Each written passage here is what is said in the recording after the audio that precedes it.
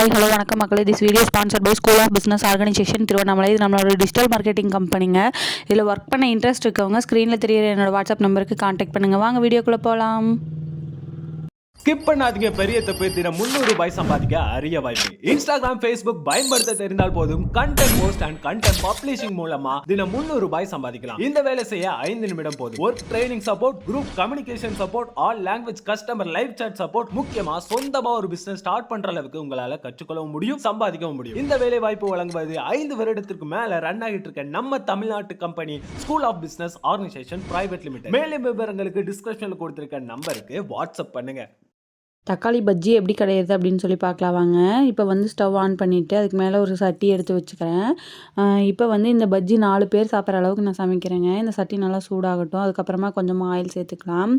Oil கொஞ்சமாக சேர்த்துட்டு கொஞ்சமாக கடுகு ஆட் பண்ணிக்கோங்க. கடுகு நல்லா வெடிக்கிற வரைக்கும் வெயிட் பண்ணிக்கலாங்க. சட்டி ஃபஸ்ட்டு நல்லா சூடாகட்டும். பஜ்ஜி வந்து இட்லி, தோசை, பணியாரம், இதுக்கு எல்லாமே சப்பாத்தி, இது எல்லாமே டேஸ்ட்டு சூப்பராக இருக்குங்க. நீங்களும் ட்ரை பண்ணி பார்த்துட்டு கமெண்ட்டில் எப்படி இருக்குன்னு ஷேர் பண்ணிக்கோங்க. வாங்க இப்போ வீடியோக்குள்ளே போயிட்டு எப்படி சமைக்கிறது அப்படின்னு சொல்லி பார்க்கலாங்க. இப்போ வந்து சட்டியில் எண்ணெய் ஊற்றிருக்கிறேன். இந்த எண்ணெய் நல்லா ஹீட் ஆகட்டும், அது வரைக்கும் வெயிட் பண்ணிக்கலாம். கொஞ்சமாக சின்ன வெங்காயமும் கருவேப்பிலை, அதுக்கப்புறமா தக்காளி பொடி பொடியாக கட் பண்ணி எடுத்து வச்சுருக்கேன். இப்போ கொஞ்சமாக கடுகு சேர்த்துக்கிறேன். கடுகு நல்லா பொரியிற வரைக்கும் நம்ம வெயிட் பண்ணிக்கலாங்க.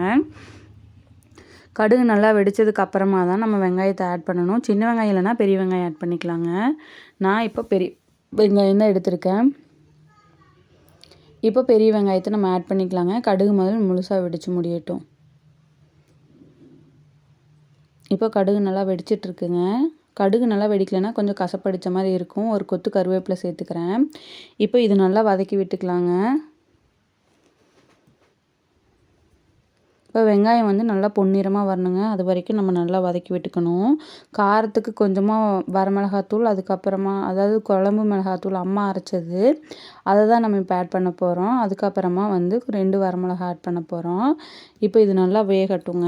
இது வரமிளகாய் இல்லைன்னா நீங்கள் குழம்பு மிளகாத்தூளே கூட நீங்கள் ஆட் பண்ணிக்கலாங்க. டேஸ்ட் நல்லாயிருக்கும். இல்லைனா கொஞ்சமாக வரமிளகாத்தூள் கூட நீங்கள் ஆட் பண்ணிக்கலாம். இப்போ இது வந்து நல்லா பொன்னிறமாக வதங்குற அளவுக்கு நம்ம வதக்கி விட்டுக்கணுங்க. அதுக்கப்புறமா தான் அடுத்தடுத்த இன்க்ரீடியன்ட் நம்ம ஆட் பண்ணணுங்க.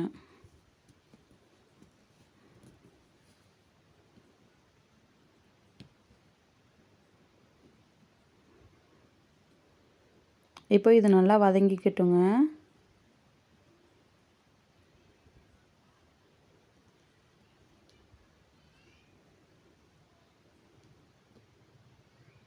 நல்லா வதங்கணுங்க. வதங்குற வரைக்கும் நம்ம வெயிட் பண்ணிக்கணும்.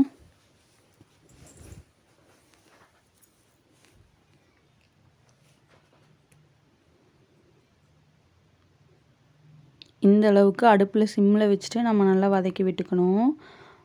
இப்போ 2 வரமிளகா நான் ஆட் பண்ணிக்கிறேங்க. அதையும் நம்ம நல்லா வதக்கிக்கலாம்.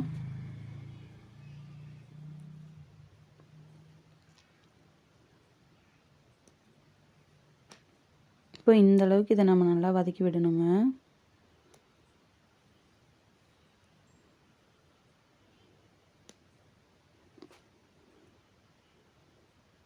நல்லா இந்த மாதிரி வதக்கி விட்டுக்கலாங்க. அப்புறம் தான் நம்ம அடுத்தடுத்த இன்க்ரீடியன்ட் ஆட் பண்ணணுங்க.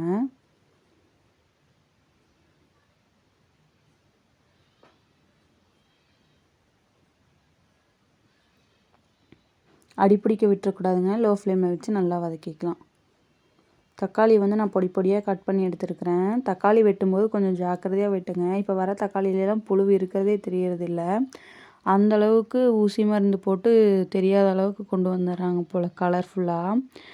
அந்த புழுவும் கூட அந்த ஊசி மருந்துக்கு கலர்ஃபுல்லாக தாங்க இருக்குது அந்த தக்காளியை சாப்பிட்டு. நமக்கு அதுவே தெரியறதில்ல. நான் கட் பண்ணும்போது நல்லா உத்து உத்து பார்த்து பார்த்து கட் பண்ணுவேன். அப்போவும் இருக்கும் அதில். பார்த்தா மேலே நல்லா இருக்க மாதிரி இருக்கும். ஆனால் உள்ளே ஃபுல்லாக ஓட்டையாக இருக்கும். பார்த்து கட் பண்ணுங்கள் எதுவாக இருந்தாலும். இப்போ வந்து வெங்காயம் நல்லா வதங்கிருச்சுங்க. அடுத்தது வந்து நம்ம தக்காளி ஆட் பண்ணிக்கலாம்.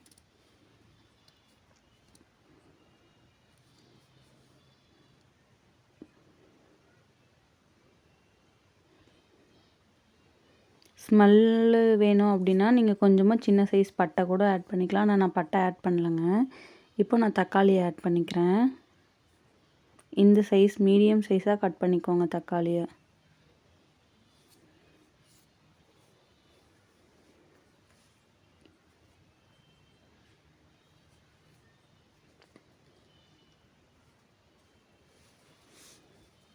கொஞ்சமாக கல்லுப்பு சேர்த்துக்கலாம்.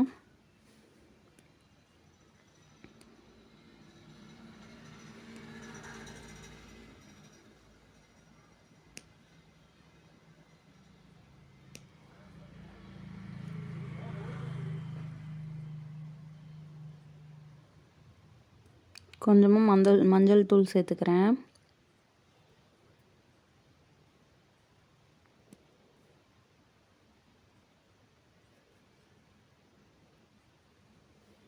அதுக்கப்புறமா வரமிளகாத்தூள் கொஞ்சமாக ஆட் பண்ணிக்கலாங்க.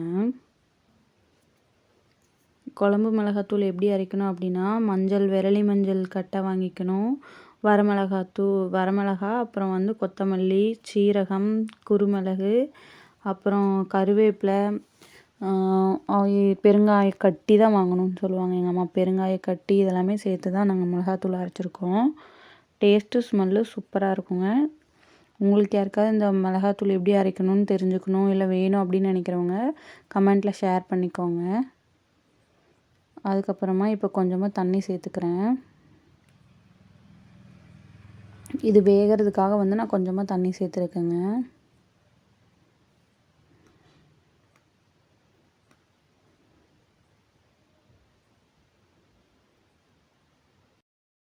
இதை வந்து நம்ம ஒரு தட்டு வச்சு மூடி வச்சுக்கலாங்க. நல்லா கலக்கி விட்டுட்டு தக்காளி வெந்ததுக்கப்புறமா அதில் தண்ணி மிச்சம் மீதி இருந்ததுன்னா அது கொஞ்சம் வடிச்சிட்டு பருப்பாக மத்து வச்சு நல்லா கடைஞ்சி விட்டுட்டு அதுக்கப்புறமா இந்த தண்ணி எடுத்து அதில் சேர்த்துக்கோங்க. தக்காளி பஜ்ஜி ரெடி ஆயிருங்க. பிடிச்சிருந்தா லைக் பண்ணுங்கள், ஷேர் பண்ணுங்கள், சப்ஸ்கிரைப் பண்ணி சப்போர்ட் பண்ணுங்கள் மக்களே. தேங்க்யூ. பாய் பாய்.